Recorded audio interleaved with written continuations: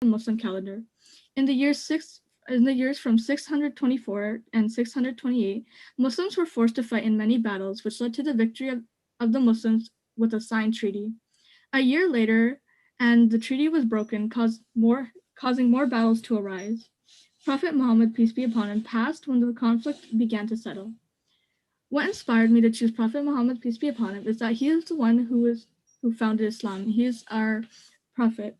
He had faced many challenges and battles for Islam, and although he faced these challenges, his faith was unwavering. He is also our holy prophet and contributed a lot for the creation of Islam. The second prophet I chose was Prophet Musa alayhi salam. Prophet Musa, peace be upon him, is a prophet believed not only in Islam but Judaism and Catholicism, which others refer to as Prophet Moses, peace be upon him. He was a prophet responsible for freeing the Israelites from slavery while overcoming various hurdles and problems in his life. Prophet Musa, peace be upon him, was a prophet who was given the divine book of the Torah. Prophet Musa, peace be upon him, was born in Egypt, which was already a great problem he was facing due to the fact he was born in an empire which persecuted Israelites. His life was spared due to his mother's guided actions of casting Prophet Musa, peace be upon him, into a river. He was saved by the Pharaoh's wife insisting on saving the child they found. In his adulthood, Prophet Musa, peace be upon him, was involved in the killing of an Egyptian who was found was an Israelite. His guilt caused him to ask for forgiveness from Allah subhanahu wa ta'ala, and he migrated to Madian. There he created a family that he took back to Egypt. During his voyage, he encountered a fire, and he began his dual mission of freeing the Israelites and to guide the Egyptians out of their merciless ways of being by putting their faith in Allah subhanahu wa ta'ala, the one and only God. Moses completed his mission of freeing Israelites and officially escaped from Egyptian through well-known separation of the Red Sea. Prophet Musa, peace be upon him, gained knowledge on how to guide his people by Allah subhanahu wa ta'ala, directly talking to him and guiding him over the course of 40 days and 40 nights in the mountain. Prophet Musa, peace be upon him, descended the mountain after gaining his knowledge only to find the Israelites disobeying him by worshipping a calf. Prophet Musa, peace be upon him, asked God once again for his forgiveness and tried greatly to convince the people of keeping their faith in one God, all while enduring the taunts given by the Israelites he saved. Despite the constant issues, Prophet Musa, peace be upon him, and his brother Faith, they were still loyal to Allah subhanahu wa ta'ala and explained in the Quran as them being his grateful servants. I chose Prophet Musa, peace be upon him, due to the fact that I was interested on how all three big religions believed in this prophet. I was also inspired by how Prophet Musa, peace be upon him's courage and bravery stand against those who raised him and his unmovable faith in Allah subhanahu wa ta'ala. His story also demonstrates Allah subhanahu wa ta'ala's mercy and forgiveness, as well as his power all over us. Two companions I chose of the Holy Prophet was Qala bin al-Aswar radiyallahu anhu.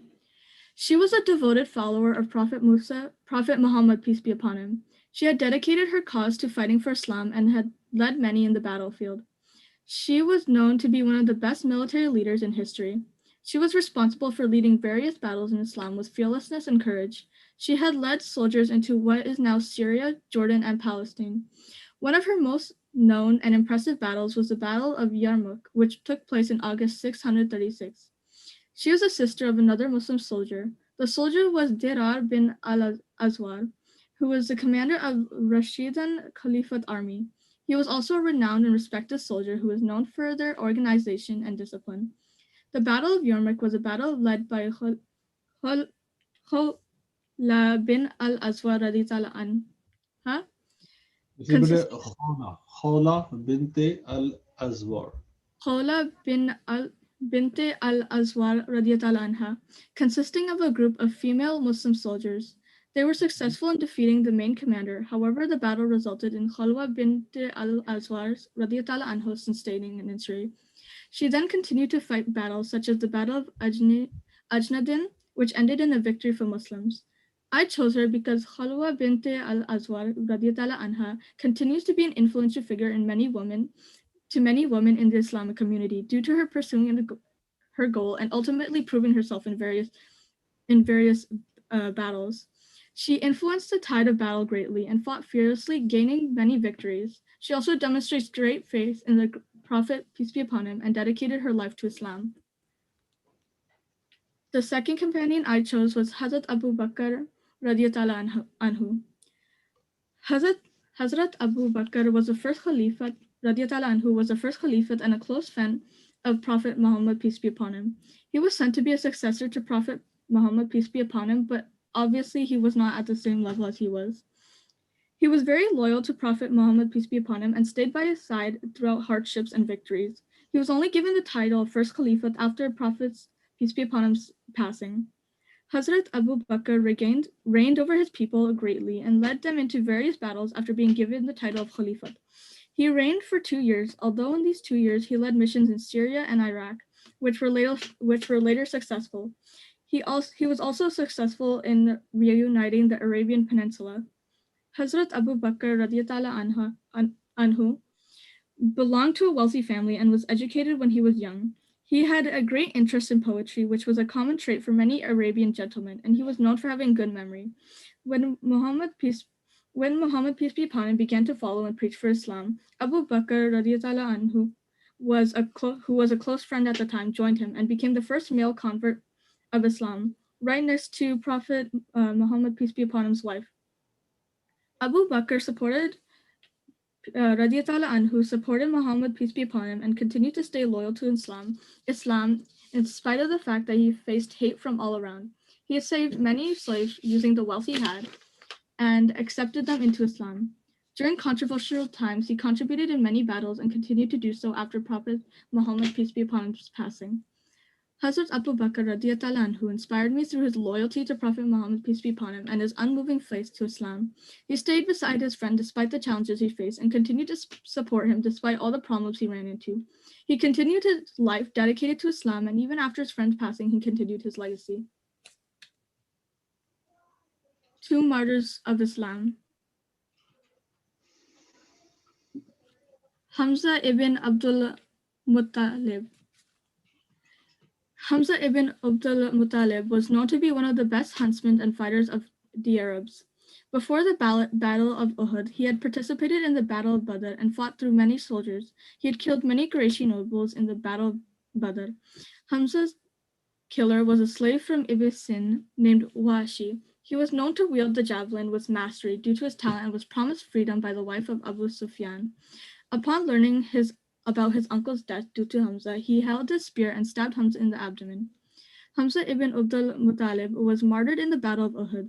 He was killed in battle that took place after Badr, which ended in many casualties. He was one of the many shaheed who died in battle. His grave is now located at the foot of the mountain of Uhud.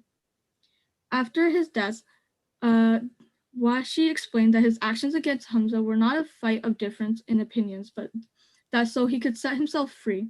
After this incident, he also killed Musaylima, who was a false prophet who came after Prophet Muhammad, peace be upon him's passing. What inspired me was his courage to fight for his religion. He has risked his life on multiple occasions and knew he was in danger. Even so, he kept his faith in Islam. He had the courage to fight for his cause as well. He would use his skills in the sword in order to fight for Islam, proving his loyalty. Musab. Musab was the one who stood up in the losing battle and held up the flag of Islam.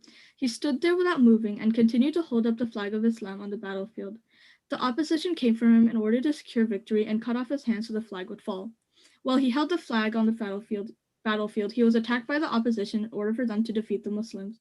When his hand was cut off, he took the flag by the other hand and stood firm.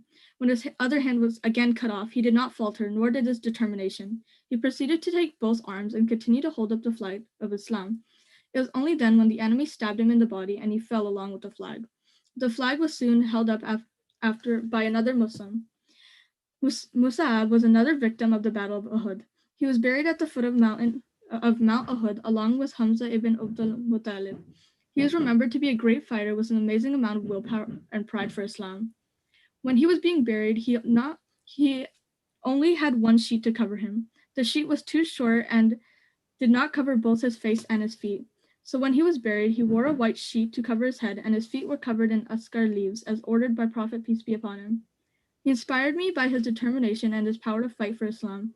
He has suffered severe injuries, and yet he still held the flag of Islam up. Despite the enemy's attempt on making the flag fall, he did not let the flag fall until he fell with it.